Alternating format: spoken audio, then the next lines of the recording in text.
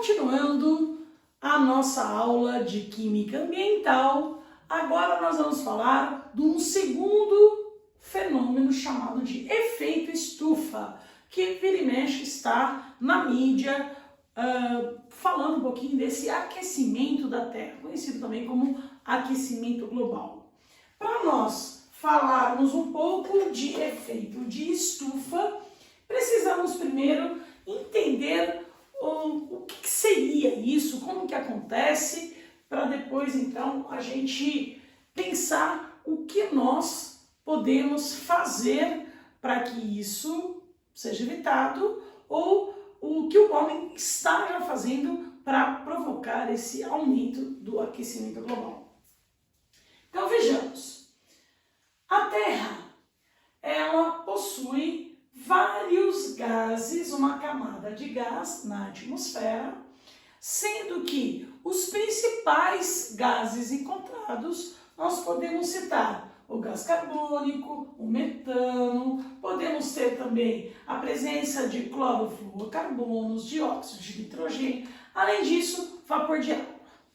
Então, esses gases que compõem essa camada ao redor ali da Terra servem para quê? Para manter a temperatura do planeta, já que eles vão aquecer e vão dar essa sensação de estufa, aumentando em torno de 15 graus em média ali a temperatura. Então, graças a uma série de gases, nós temos o aquecimento ali do planeta, fazendo com que ele fique mais viável para a nossa permanência.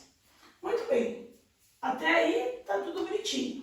Temos esses gases que vão dar essa sensação de estufa, porque vai reter o calor e a gente consegue conviver melhor nesse planeta. Então nós temos aqui, como que é feito esse aquecimento? Nós temos os raios do tipo infravermelhos, que vão então atravessar essa camada de gases e aí então aquece, fornece energia na forma de calor, aquece o planeta e depois disso esses raios eles vão então ser refletidos. Então, os raios do tipo infravermelho vão entrar, aquecer e depois eles são devolvidos, refletidos.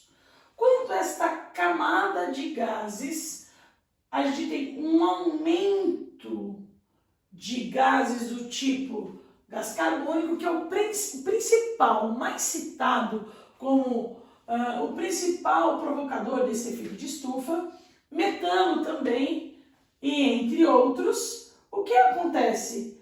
A camada de gases vai diminuir, dificultar a saída de calor. Então, esses raios vêm, aquecem e aí eles continuam nessa baixa atmosfera, provocando o aumento da temperatura, o que nós conhecemos como aquecimento global. Então, primeiro, o que nós podemos falar quimicamente de quais são as substâncias que mais vão provocar esse aquecimento global? Se você estiver fazendo um vestibular, estiver fazendo um Enem, os principais gases que provocam o efeito de estufa são esses aqui, ó, gás carbônico e metano. Então vejamos, como assim? Gás carbônico eu já tenho no ar, como que ele vai provocar esse aquecimento global? Então nós temos o aumento na concentração de gases de efeito de estufa. Então, o aumento de monóxido de carbono, o aumento de metano, óxido de nitrogênio, mas esses são os mais importantes. Aumento de clorofluorocarbono, aumento de vapor de água. Água, a gente não vai controlar essa quantidade de água produzida. Agora, gás carbônico aumenta a concentração, por quê? Como que aumenta isso? Muito bem, nós podemos ter um aumento na quantidade, na taxa de gás carbônico produzido através de uso do quê? De combustíveis, derivados de petróleo ou não.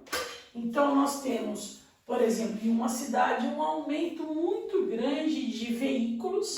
Então isso você vai ter a utilização de maior quantidade de combustíveis e nesta queima, consequentemente, vai aumentar a emissão de CO2. Além disso, esse aumento de CO2 pode estar relacionado com as indústrias, pode estar relacionado também a desmatamento, já que, se você pensar que uma planta faz fotossíntese, então ele pode capturar gás carbônico, converter em oxigênio. Se a gente faz desmatamento, diminui essa fotossíntese, então provoca de novo o aumento de gás carbônico, entre outras situações. Queimadas é um outro fator bastante comentado, que são então alguns processos que o homem fez e teve que parar de fazer. Então, como que eu posso contribuir para diminuir esse efeito de estufa? Eu posso plantar, eu posso evitar as queimadas, diminuir o uso de combustíveis, então eu posso aumentar a possibilidade de transporte coletivo, né, de outros tipos de veículos que não são mais a combustão. Hoje nós já temos veículos híbridos ou elétricos, precisamos, é lógico, ter incentivos para custar um pouco mais barato e a gente conseguir utilizar com mais frequência, além de estruturas que a gente possa ter o uso de bicicletas e outros meios que a gente possa diminuir o uso do automóvel e dos nossos veículos particulares. Então, essas são algumas situações. O que mais que a gente tinha comentado aqui? Ó? O aumento na concentração de metano. Metano nós podemos ter, por exemplo, assim, através da destilação do petróleo, através do que? Muitas vezes do lixão, de aterros sanitários. Então a gente tem muito gás conhecido como gás natural, tão natural que fala assim, o pum da vaca já caiu em vestibular. Que o aumento de pastagens também é um dos fatores responsáveis pelo aquecimento global. Porque o metano, conhecido como gás natural, pode sim aumentar essa camada de gases e aí então provocar esse aquecimento.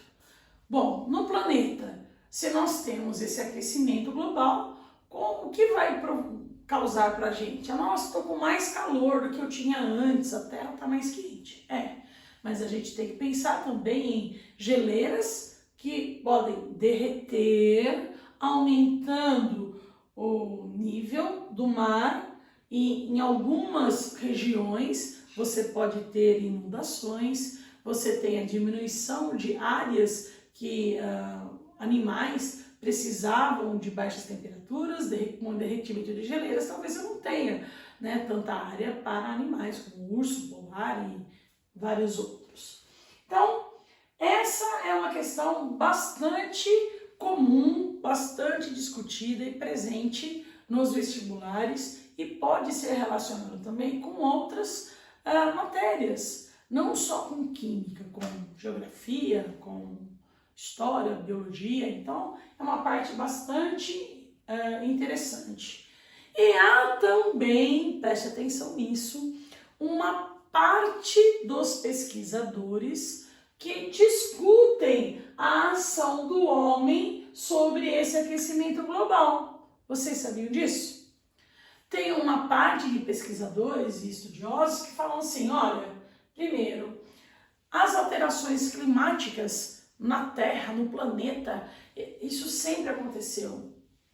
Então, esse aumento na taxa de gás carbônico, metano, tudo isso que a gente conversou, que pode ser sim provocado pelo homem, não é capaz, não tem uma quantidade tão grande capaz de provocar esse aquecimento, que sempre aconteceu.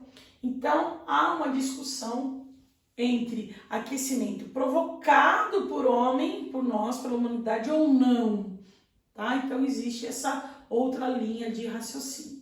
Mas, na maioria das provas dos vestibulares, quimicamente falando, o que você vai precisar saber é isso aqui, ó. Falou em aquecimento global, falou em efeito estufa, foca em gás carbônico e metano. Esses são os principais e a história é mais ou menos aquela que eu contei para vocês. Outro assunto bastante interessante e comentado sobre química ambiental é a famosa destruição da camada de ozônio. A famosa é a camada de ozônio. Destruição é um impacto provocado geralmente pelo homem ao ambiente. Mais um, né? Então nós temos de novo que entender o que seria essa camada de ozônio e por que ela dá um impacto, para que ela serve, o que acontece se eu não tiver. Então vamos conversar rapidamente aqui.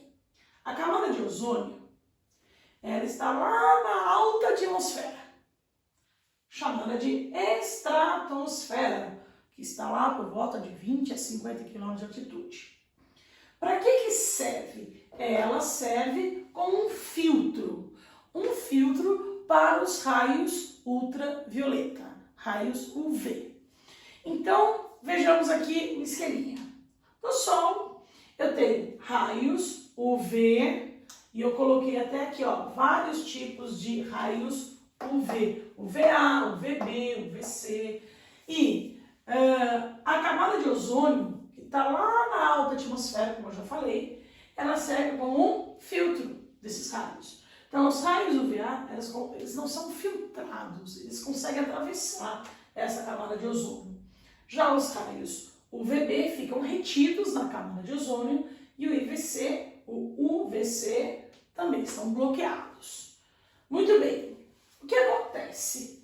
Essa camada de ozônio, normalmente ela está em equilíbrio com o oxigênio. Existe uma conversão de ozônio em oxigênio e eles ficam em equilíbrio. Não fiz aqui o balanceamento da equação, mas normalmente é isso que a gente tem, em equilíbrio. Então, o ozônio que está na alta atmosfera, ele se decompõe em oxigênio e o oxigênio acaba formando ozônio de volta. Então, isso acaba mantendo essa camada, essa concentração, essa quantidade desses gases. Agora, quando nós utilizamos substâncias, produtos contendo cloro, flúor, carbono, aonde que a gente encontra produtos com cloro, flúor, carbonos? Nos sprays, nos desodorantes, em gases de geladeira, em outras situações. Esses compostos, na camada de ozônio, vão provocar a sua decomposição. Por quê? Cloro presente nesses compostos vão atacar, reagir com o ozônio, fazer essa decomposição em oxigênio e outros componentes com cloro, que vão voltar a atacar esse ozônio, decompondo, formando oxigênio e cloro de novo. Para ter uma ideia, para cada cloro que eu tenho aqui, ocorre a destruição em cerca de 10.000 moléculas de ozônio. Então, o que vai acontecer com aquela camadinha que a gente tinha aqui desenhado? Ela começa a se decompor. Então, nós temos uma destruição. E aí forma um buraco. Formou um buraco nessa camada de ozônio, o que acontece? Esses raios, por exemplo, UVB, que ficaram retidos, eles vão atravessar a camada de ozônio e vão chegar na Terra. E daí? Qual que é o problema? O problema é que esses raios UVB, eles causam problemas sérios, do tipo câncer de pele. Por isso que a gente escuta a todo momento: use protetor solar. Eles funcionam de verdade e não vão deixar, né, essas ações de raios UVB tão prejudiciais como se a gente não os usasse. Então, usem protetores solares. Eles vão proteger contra raios UVA também, mas o UVB que é o mais prejudicial. E o UVC também, super perigoso. Então, se eu tiver buracos nessa camada de ozônio, esses raios que eram bloqueados, filtrados, eles começam a atravessar. Agora, em relação a esse impacto ambiental chamado de destruição da camada de ozônio, a gente tem algumas notícias que são bacaninhas, bem interessantes. Lembra que eu falei que isso aqui pode acontecer e estar em equilíbrio? Então, com a diminuição do uso de substâncias contendo cloro, flúor, carbonos, isso aqui para de acontecer. Então, para de ter a decomposição desse ozônio, que estava diminuindo, e aí o que acontece? O oxigênio vai formar ozônio. Então, existem já regiões que essa camada de ozônio já está até recuperada. Então, isso é uma boa notícia. Então, esses são apenas alguns aspectos, comentários que a gente pode falar sobre química ambiental e alguns impactos que nós fazemos no dia a dia. Existem várias outras situações que a gente poderia pensar um pouquinho mais no nosso ambiente, no nosso planeta. Tem coisas simples que a gente pode, inclusive aqui nesse vídeo, falar e lembrar. Consciência. O que a gente pode fazer? Diminuir o uso de energia elétrica, separar o lixo, né, o reciclável ou não. Nós podemos ter outros tipos de impactos de indústrias que, mesmo que tenham tratamento de água, se você soltar essa água numa outra temperatura, em rios, em lagos, o aquecimento pode provocar uma poluição chamada de poluição térmica e ter assim uma morte muito grande de peixes. Então, quer dizer, indústrias, usem filtros, façam tratamento de água, tome cuidado com a temperatura de água que é descartada nos rios. Nós vamos lá evitar o uso excessivo de plásticos, vamos fazer separação de lixos, cidades ou mesmo a gente nas casas, uso de solos que vão permitir a água de escorrer. Não descarte um lixo na rua, causando então